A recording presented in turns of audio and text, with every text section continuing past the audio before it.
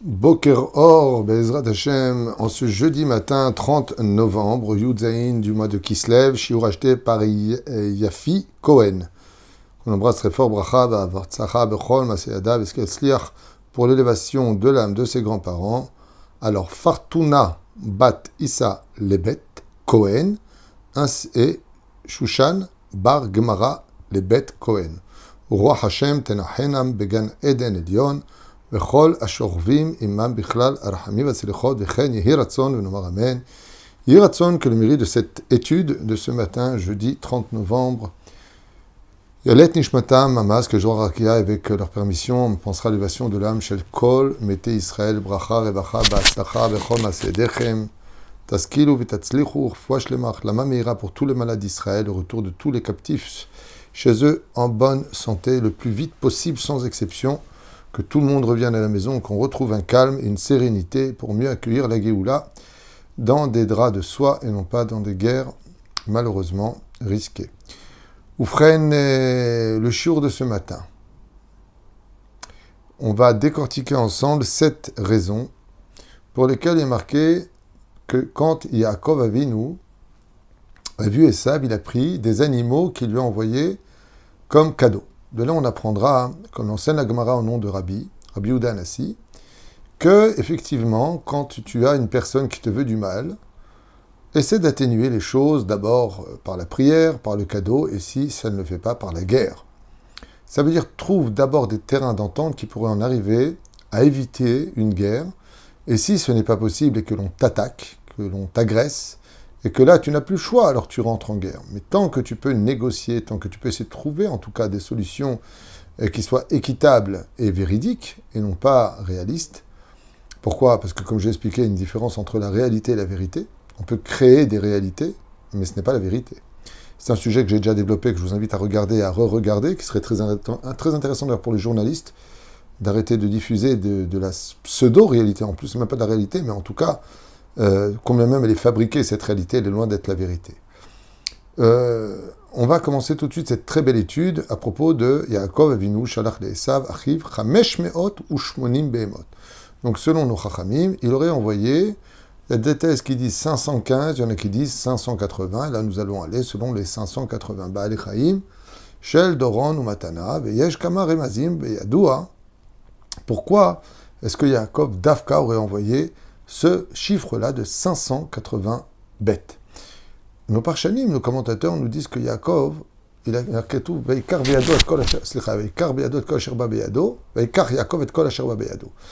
pris tout ce qui venait à sa main.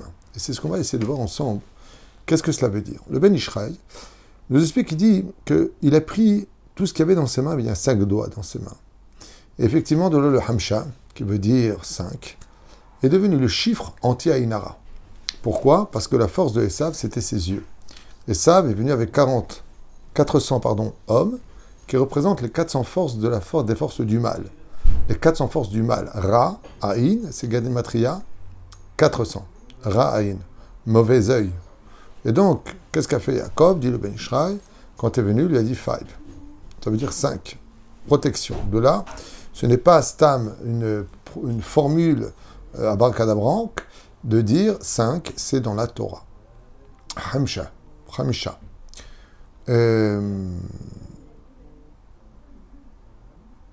Voyons d'abord le premier commentaire. Shorsho Shelesha Bachizato M. Ar Seir. On sait très bien que la racine de Ésaü, donc de l'Occident aujourd'hui, si vous préférez de la descendance de Esav qui est l'Occident, selon la Torah, Yisham Yonek ou Et Kocho Lera. C'est de la montagne de Seir qu'il puisait son énergie du mal.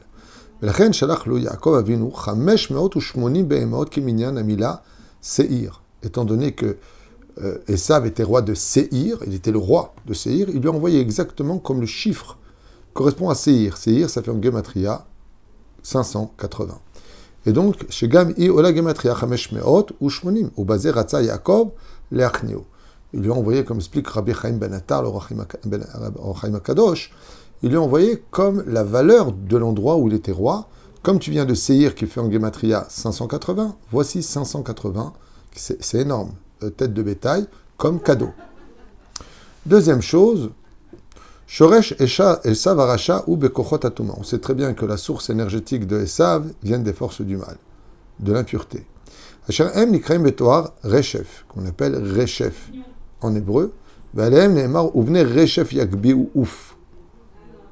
Oufren, dans cette situation, étant donné que la racine de Esav c'était Reshef, eh bien c'est ce qu'il lui a envoyé pour le... Juste un instant. Yagbiu, Yag.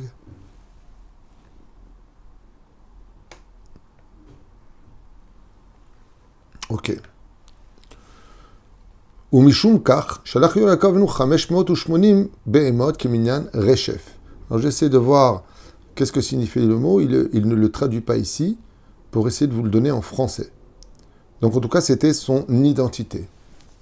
Troisième explication, Esav Aracha, Ayat Takif ve Chazak. On sait que Esav était extrêmement, comme toutes les personnes mauvaises dans ce monde, qui sont très souvent injurieuses, vulgaires et menaçantes. Ça a toujours été la force des animaux. Je vais te faire et je t'attends et je vais te prendre et tu es mort et tu vas voir. Il y en a dans toutes les religions et c'est comme ça, En Malasot, Zachaim. Il y a des gens qui d'abord parlent trop, mais eux, ils ont un problème de personnalité, c'est que comme ils n'ont pas beaucoup de choses à vendre, alors ils sont extrêmement agressifs et insolents sur les réseaux sociaux. Même si, tôt ou tard, peut-être un jour, ils mettront à exécution leurs menaces, s'ils y arrivent. Mais en tout cas, il y a des grandes bouches. Et ça, lui, faisait partie de ces grandes bouches qui sentent mauvais, qui sont dans la mécréance de la société et qui d'ailleurs sont tellement mécréants qu'ils ne sont même pas capables d'obtenir par eux-mêmes, si ce n'est que de voler les autres. Donc automatiquement, ils sont toujours passés pour des victimes alors que ce sont eux les bourreaux.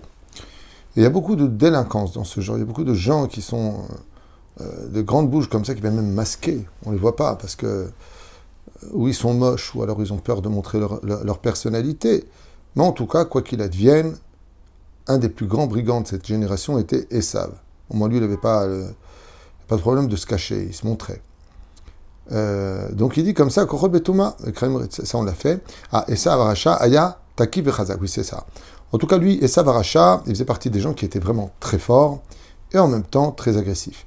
Et Yaakov, nous, les Shaber, l'Achnia et Kocho, et donc pour pouvoir atténuer cette colère qui était en lui, parce que même, et combien même Esav était très fort, Yaakov était plus fort, comme le dit Srazal, Alken, Shalach, les Esav, il a envoyé 580 behemoth.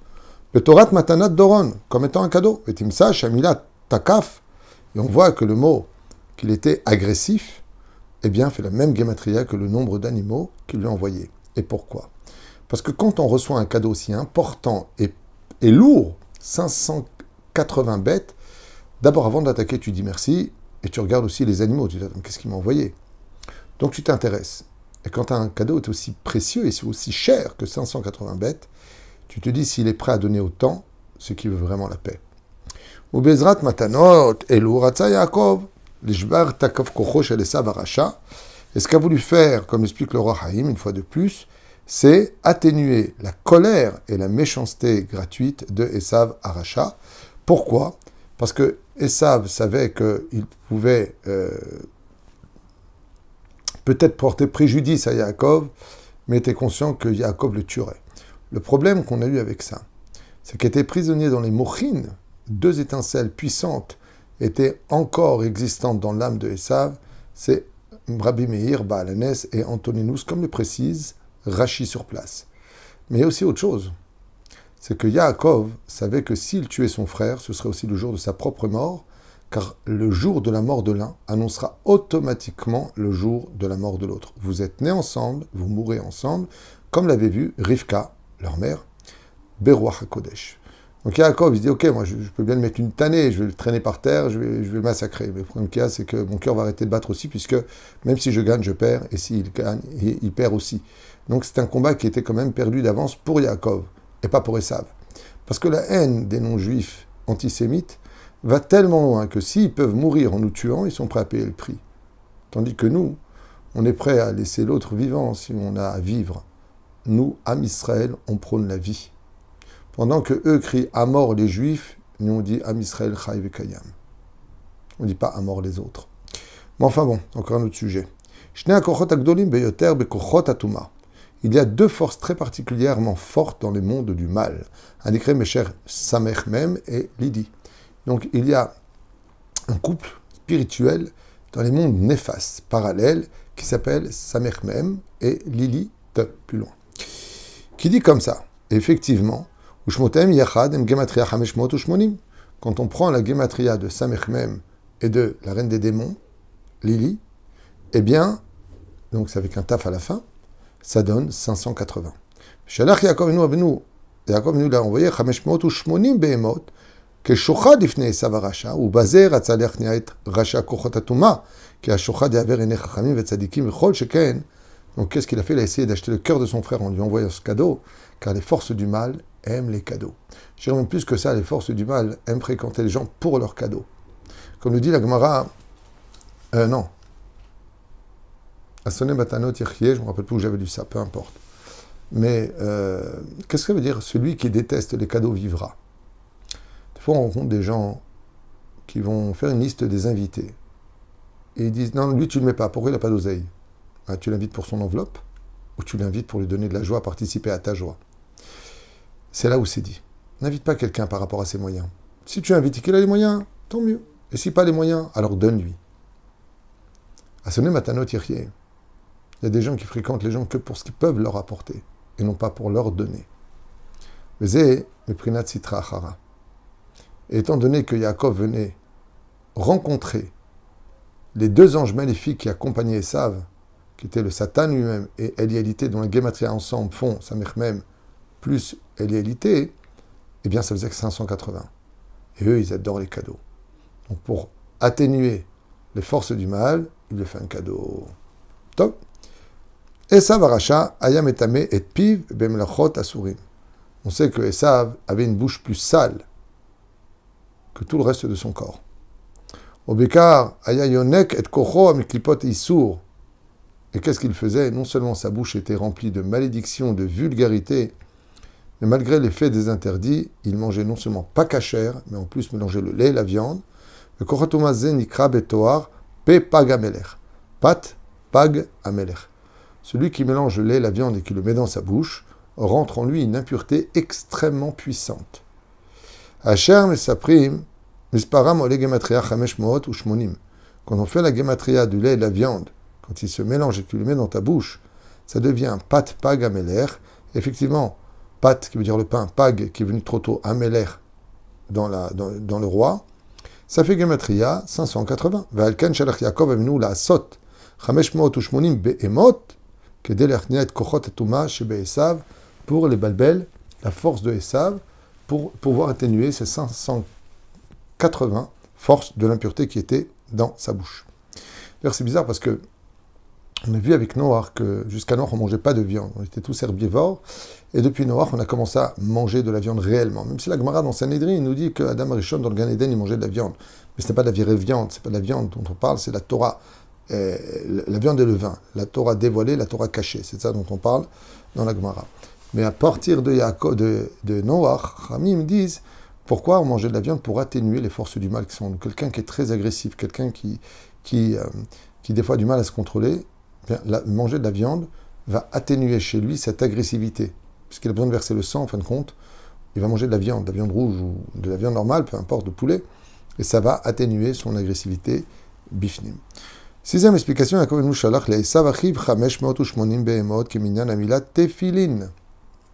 et ça, c'est une explication qui est très puissante pour nous. Et ce n'est pas pour rien que vous savez que dans l'armée d'Israël, sur le terrain, que ce soit du nord au sud, tout le monde demande à porter des tzitziot. Même ceux qui ne sont pas juifs demandent des tzitziot. Les Druzes, par exemple, demandent aussi de porter les tzitzit parce qu'ils ont vu de leurs propres yeux énormément de miracles. Comme on dit, si la vie tient un fil, avec 8 fils, à plus forte raison. Oufren, dans les mitzvot qui protègent le plus un homme de toutes les mitzvot de la Torah, il y en a beaucoup. Le tzedaka, le Shabbat surtout. Mais les téphilines. Et je peux vous dire que j'ai entendu énormément de miracles de nos soldats grâce à la mise des téphilines. Il y a même des gens qui ont pris sur eux de mettre les téphilines aujourd'hui tous les jours parce qu'ils se sont rendus compte sur le terrain qu'en fin de compte, toute la Torah des mitzvot, c'était un dôme de fer. Vraiment quelque chose de génial qui nous protégeait. Alors c'est sûr que des fois, il y en a qui meurent. Mais il y a tellement plus de miracles que de gens qui meurent qu'il faut plutôt regarder ce côté-là. Oufren, il dit comme ça. Qu'est-ce que ça veut dire quand on dit que Yaakov Avinu alav shalom, il a pris 580? 580, c'est la gematria du mot tefillin. C'est qu'un irmoz, le rot, shekeshem shet tefillin, machniot, umsorot, et kochot atuma mina adam. Car quand tu mets les tefillin, comme il allait rencontrer Esav, le rachat, Vaikar beyado, et kol asher ba beyado, il a pris tout ce qui venait à sa main. Et qu'est-ce qu'on a nous dans les mains tous les matins? Les tefillin que nous mettons sur le bras et qui finissent sur la main. Car le fait de mettre les tefillin atténue le côté animal de nos caractères. D'où l'importance de mettre les tefillin tous les jours. Non seulement c'est une mitzvah que Dieu nous ordonne, mais les tefillin influencent positivement sur le caractère et la personnalité de chacun de nous.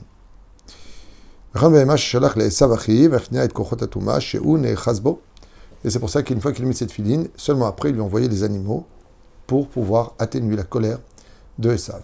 Donc grande ségoula, Bezrat Hashem, de mettre cette tefillin si on veut arranger aussi ce midot. Et d'où l'importance, comme disent Rabotenu, que quand tu mets tes tefillin, surtout ceux de Rabbi Noutam après, pour ceux qui sont mariés, d'étudier la Torah avec les tefillin. Car les tefillin sont signes de royauté, de propreté. On ne peut pas parler de choses vaines pendant qu'on a des tefillin, on ne peut pas, bichlal, voilà, il y a plein de lois qui interviennent dans ce domaine.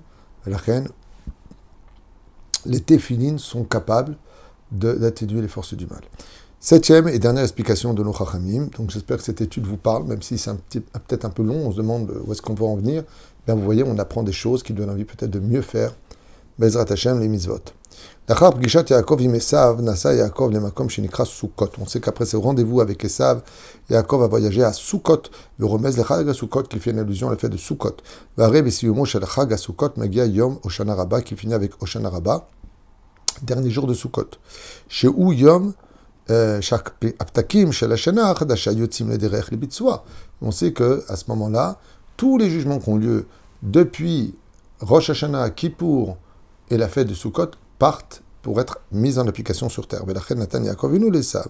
580 behemot ki minyan amila petek.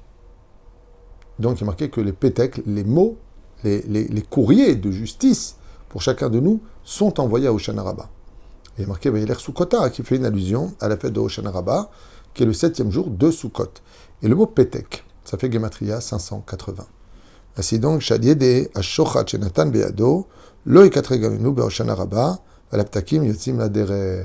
Et regardez bien cette ségoula, grâce aux 580 animaux qu'il a envoyés à Esav, qui représentent les forces du mal dans le monde d'en haut, à Hoshana Rabbah, grâce à ce présent qu'il a accepté, eh bien les forces du mal n'auront pas le droit de décréter des choses terribles contre nous. Et vous savez ce que ça me rappelle?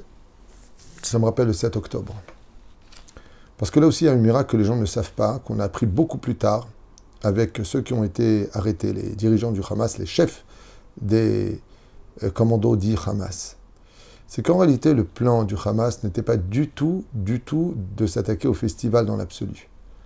Le plan du Hamas, au nombre de 3000, selon les dernières estimations, pénétrés sur le territoire d'Israël, ont été surpris de voir qu'il y avait un festival avec 3000 personnes en train de danser pacifistement sur place. Donc c'était quand même une aubaine de nous apporter de la viande fraîche juive à massacrer sur place, puisque 360 personnes ont été décapitées, éventrées, tuées en tout cas par balles, par machettes et autres.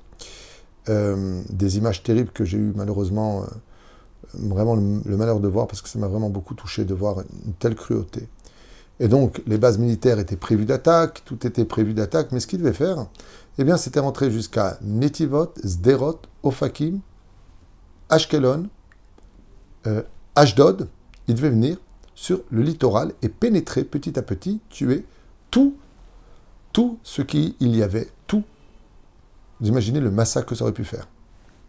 Armés pour 6 mois de guerre. Mais ils ont été stoppés. Ils ont été stoppés par le festival qui a, d'une certaine façon, servi un peu de rempart. Et on ne se rend même pas compte, parce que si Akadosh Baruch Hu n'avait pas fait un miracle, ce n'est pas 1200 ou 1300 morts qu'on aurait eu. C'est beaucoup, beaucoup plus. Et on le voit. D'être capable d'être rentré sur le territoire d'Israël par un des endroits les plus sensibles à la sécurité nationale. D'être rentré d'avoir sorti presque 250 otages sans aucune contrainte sur la route, d'avoir parcouru sur le territoire d'Israël avec des centaines de voitures armées jusqu'aux dents, jusqu'à même Ofakim, Sderot, d'avoir bombardé à coups de bombes, à coups de mitraillettes, le commissariat de police de Ashdod, de Sderot, pardon. Et personne n'est là pour les arrêter. Il y a eu des actes à droite, à gauche de certains individus qui se sont armés en dernière seconde et qui ont fait preuve d'un courage exceptionnel, même donné leur vie. Mais ce n'est que 6 heures plus tard, pratiquement, que l'armée intervient sur place. Grâce à Dieu, ils interviennent, mais tellement en retard. Ça a remis beaucoup de valeur dans notre pays en question. Cette attaque est une attaque qui a réveillé le peuple d'Israël d'abord à l'unité, et puis à se rendre compte qu'on n'était pas si infaillible que cela, qu'on avait intérêt à faire attention. Ça a rappelé à tous les juifs, pratiquement tous, qui demandent aujourd'hui à manger kasher, à mettre tefilin, beaucoup de tzedaka. Ça nous a vraiment tous réveillés. Ça a réveillé beaucoup d'émotions.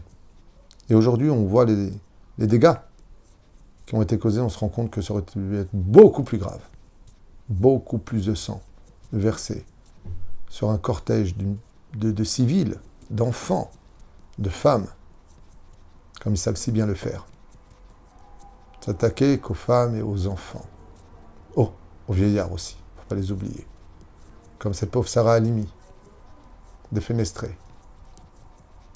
Moi, je connais le fils de Sarah Halimi. J'aurais bien voulu voir ce petit gringalet essayer de jeter son fils par la fenêtre. Seul d'homme à homme. Non. Petite vieille, c'est facile. Après, ouais, on est les plus forts. Que Dieu nous préserve et nous protège de tous ces comportements barbares et inadmissibles. Mais on peut dire que ça nous a réveillés, ça nous a unis, et ça nous a rappelé à tous combien il est bon d'être juif, pour être autant détesté à travers 9 milliards d'individus, alors qu'on est à peine 12, 13, 14 millions, et encore, qui est vraiment juif, on descend à peu près à 10, 9 millions, peut-être 11 dans le meilleur des cas. Sur 9 milliards d'individus, nous sommes les seuls à intéresser l'humanité.